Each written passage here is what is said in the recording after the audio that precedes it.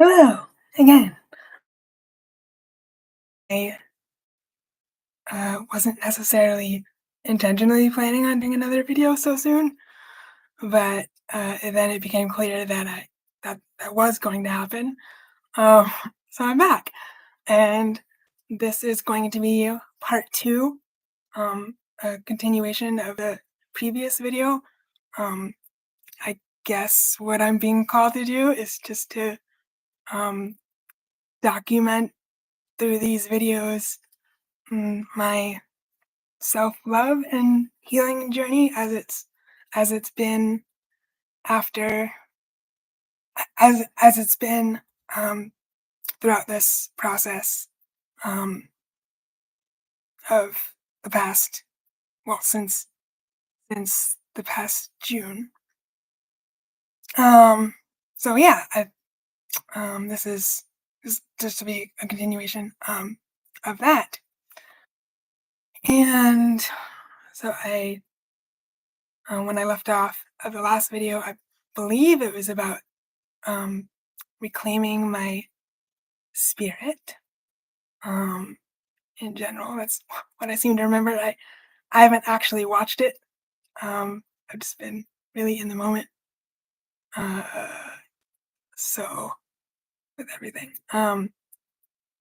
So to that end, as far as continuing the story, uh, yeah, I was talking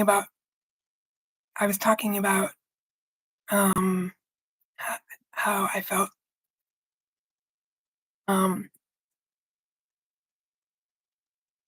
uh, to, oh yeah, okay, I remember now. I was talking about essentially not allowing depression and anxiety and limited beliefs to um, have like a permanent residence in my body. And um, I actually wanted to address something that a friend of mine said upon hearing me talk about that. Um, we were texting about it this morning, and uh, he actually didn't I don't think he ever received what I'm about to share. So I knew there was just I had a feeling when there was just silence after I sent it that um, I actually wasn't meant to share it via text, that I was meant to share it via video, and that video um, is happening right now. So uh, I let me actually go. Well, no, I don't need to get my phone to read it verbatim. Um, uh, yeah, I don't need to. Um, what I shared is that while I and his perspective was okay, no, this is what I shared. Um, is that while I believe, uh, he was talking about how there seems to be like a common narrative in in a common narrative surrounding um, depression and anxiety and limiting beliefs that um, or there can be a common narrative around them that um, instead of as I illustrated in the poem I recited, um, instead of releasing those, some people will, um, in his words, adopt them into their family and um, just decide that since they're there um, that they're there for a reason. I mean, I do believe that everything happens for a reason, um, and and some people might in thinking that as well also think that they have to stay um, because they're there, that they have to stay, or that they're meant to stay. Um, and what I said in response to that was that while I do believe that I recognize that was a common um, I guess belief among, or could be a common belief um, among spiritual circles anyway, that that one might regard depression, anxiety, or limited beliefs. Um, Again, in the words of my friend that I was texting, who will watch this. Hi, Michael. Um, that that that they would be regarded as God's gift. And my response that was that while I do believe that everything is is presented.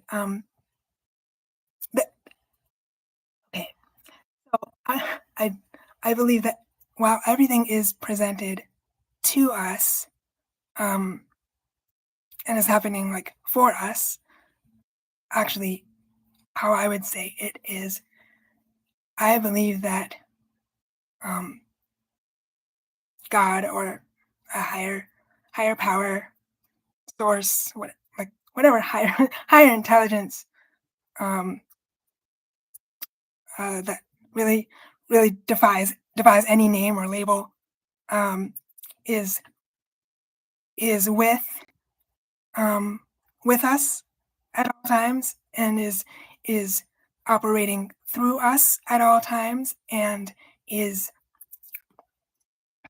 is operating for us at all times. Um, not against, never against. So to that end, when people, including myself, I've done this, when people say or think that depression and anxiety and limited beliefs are bad, and that is why they should be gone from mm, the experience, my experience, etc. What I've come to feel is that they are they are they are like we are. They exist. We exist to teach each other, to learn from each other. So everything everything is a student, everything is a teacher. Sometimes for a short period of time, sometimes for a longer period of time. And just because just because something exists and feels unpleasant in the body or the mind does not mean it does not have value, or that one cannot learn from it if one chooses. One always has a choice to learn, to accept, to feel gratitude for everything we perceive in existence. We have a choice as to how we respond to our external reality. We always, always have a choice. Even, well, I mean, sometimes when it seems we do not have a choice, It is when trauma is resurfacing and then we can react. So in that case, there is choice after reaction when the subconscious is surfacing. Um, less conscious choice. So yes, when depression and anxiety and limited beliefs exist, and and and we do not seek to banish them immediately, but nor nor do we adopt them into our family.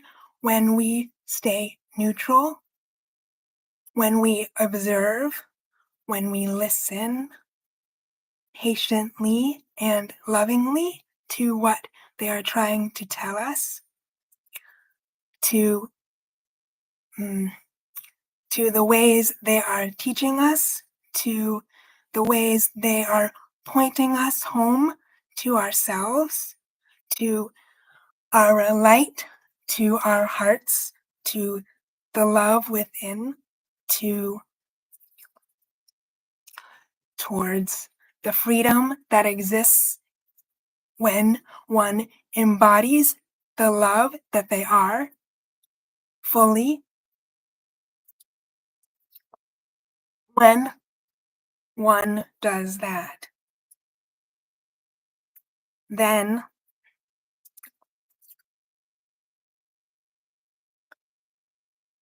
then we can see the value in those things and not label them as bad or good, simply teachers and us the students.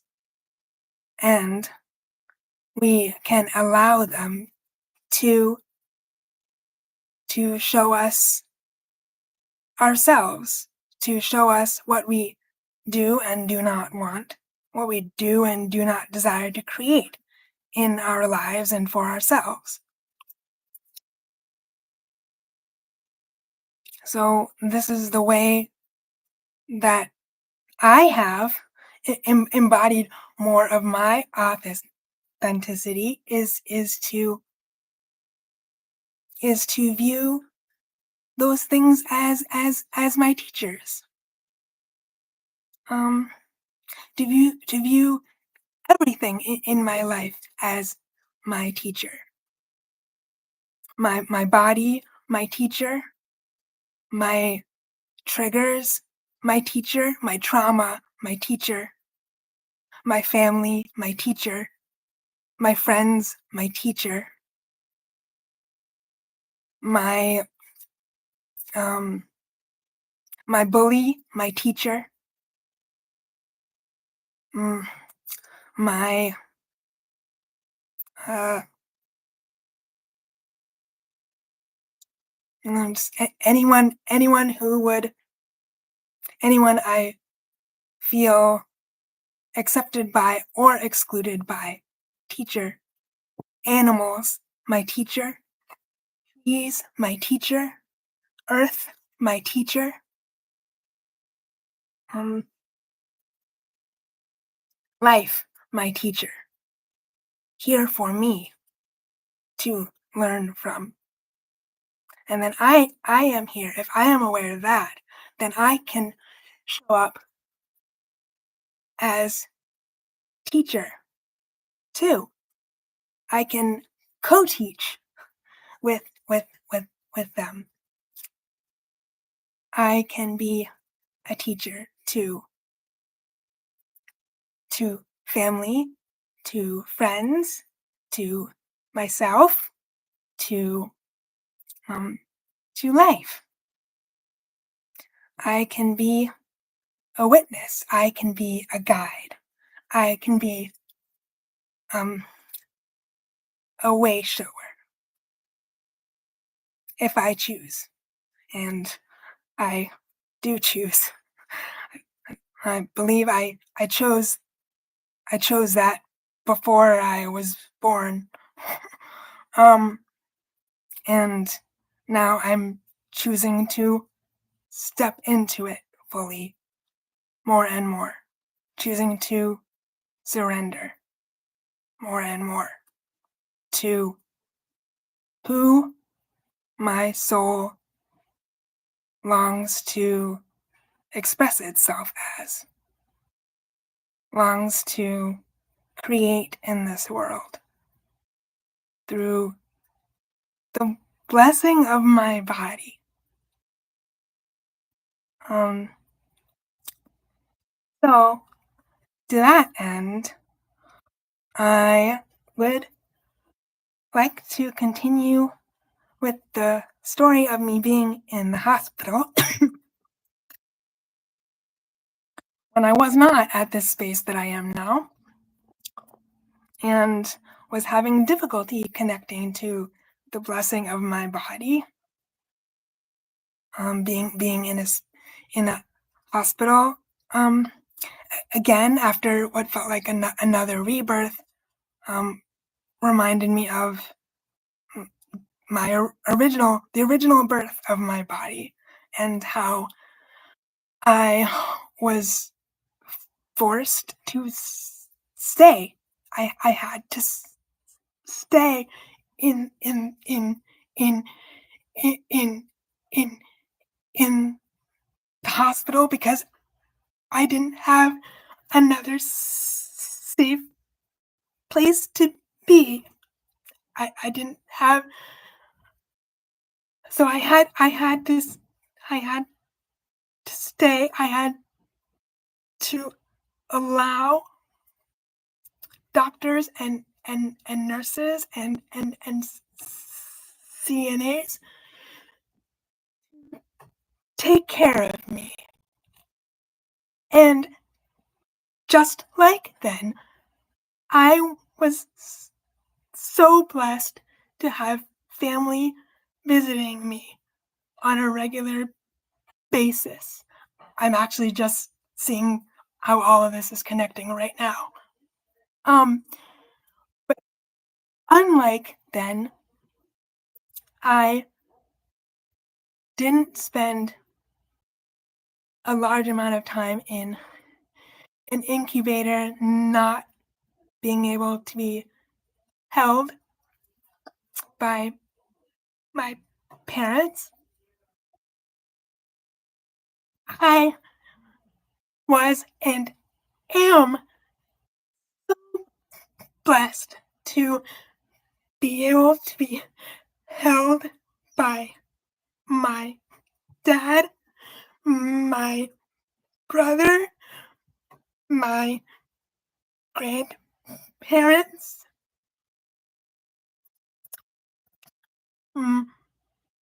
my family.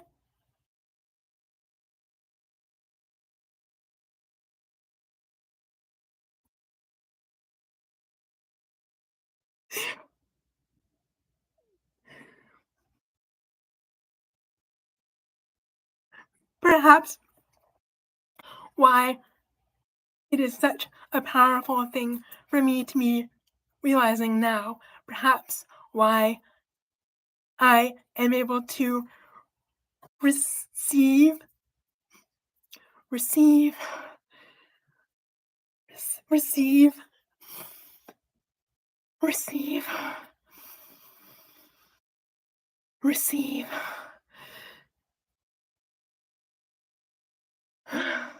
receive, receive, receive, receive, receive, receive, receive,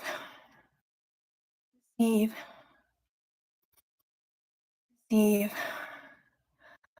all the love of my family, why I am able to be held, I why I allowed myself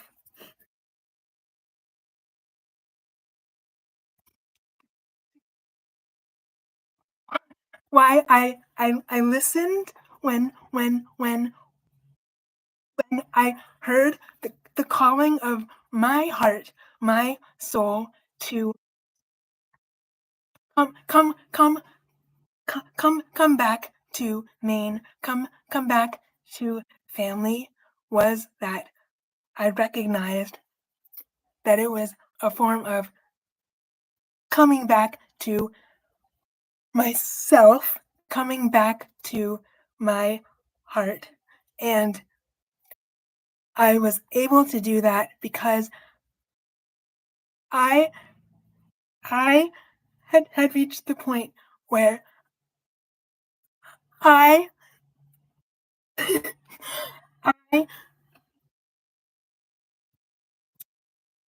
was holding myself. I was the incubator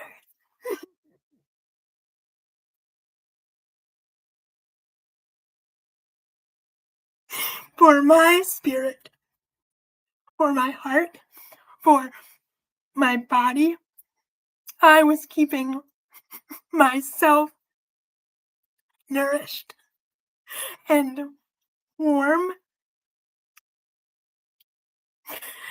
cared for by allowing myself to witness, to witness with love and compassion and so much patience all of the struggle and the pain and the trauma and the grief and the loneliness. I bore witness. I held my own heart. I held my body, not not not not with my arms. It was never necessary. Me in my egoic perfectionistic mindset would think it is necessary for me to hug myself with both arms in order to be held, but no, I I held myself in the light of my own love, in the light of my own awareness of my divinity. I held myself in that light through the storms of my suffering, through the storms of feeling cast out by society. Um, and I brought myself back home. And I didn't even realize that that process all started with one day in that hospital, the hospital in Maine that I'm talking about now. It was actually a July 2nd, so only a few days after I'd gotten there. I was in the bathroom and I had my own room, which I suppose is another difference from the NICU. It definitely is another difference from the NICU. I had my own room, and I was looking in the mirror, and I met my own gaze, and I was just feeling so depressed, and I was wondering why I had made this decision. I was doubting my decision to come back to Maine. I was feeling despair over it, actually. And I met my own gaze, and I was trying to like give myself a pep talk and saying, you can do this. Have faith, trust God that you're being taken care of. Trust that calling that you felt in your in your spirit. Just trust it. Everything's going to be okay. Um, take one moment at a time. Take one day at a time. Be patient. And I was like mentally giving myself that pep talk. And as also as a form of it, I looked into my own eyes and said, okay, remember who you are, remember who you are. And then a thought, which was the first line of this poem, came into my head. And it was off to the races, as they say, as the expression goes. After that, so I went down. I wrote the poem, and it was, yeah. This is what it is. Oh, you didn't know. And I've technically already read I read it before on this channel, but the reason I'm reading it again is that I added a second part to it recently, or during my stay here, that I think completes it. So, yeah, the poem is, I titled it too, considering both parts. So the title is now Pulling from the Gaze. I remembered myself to life today while drinking deeply of the gaze from the mirror. What vibrancy! Like sparkling cider, vitality pours forth from the fluted glass of my soul and out of my eyes. I toast to life in thanks. With every heartbeat, I acknowledge as a gift, making a miracle of the moment. I know I am fruited of the universe, belonging to those miracles stretching like tree branches across an infinite sky. 2. If you reach down into the well of your own gaze in the mirror, sending ripples of love through its sacred depths, what will you pull out? Will you gather the soulful wisdom shining within, like handfuls of gold coins? Will you make a wish on the wonder of your being, toss them back into your body with delight? Will you recognize the hands that reach back out to you in celebration and praise as those of the divine, one with your eternal essence? Will you feel them bless you with adoration? Witness them caress your body with silent awe at its resilience, its constant inspiration?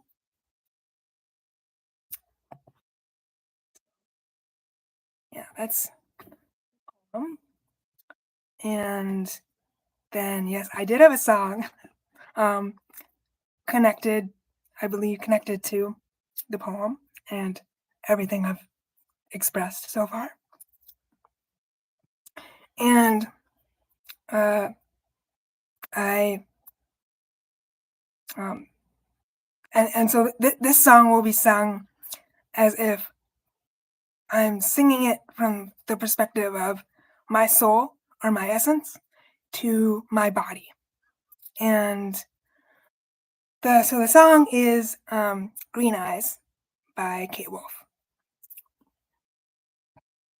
And of course, I'm not going to be singing the green part. I'm going to be singing brown because my eyes are brown.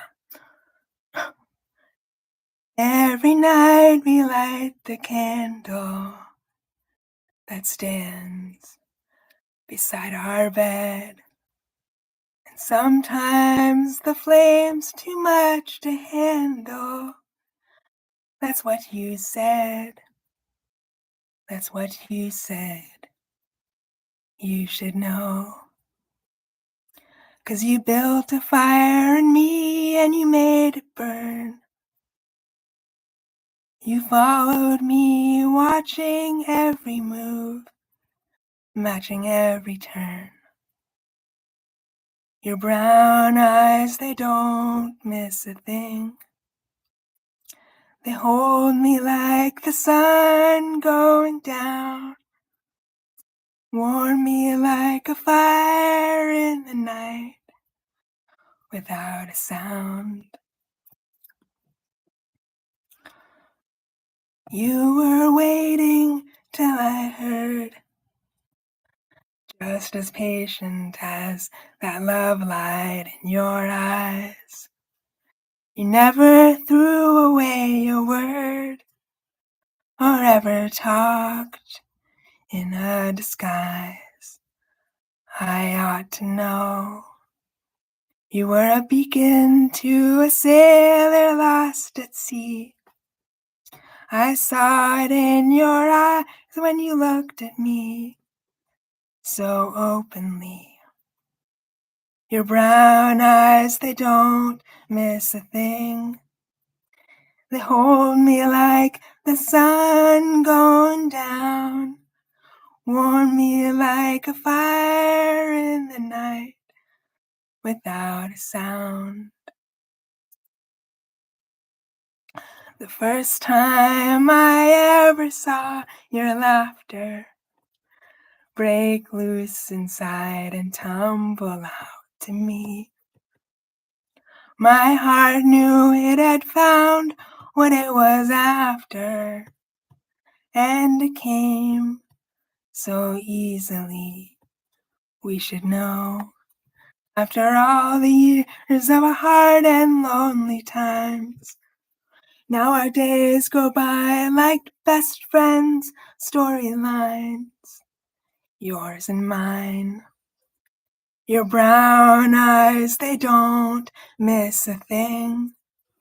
They hold me like the sun going down, warm me like a fire in the night without a sound.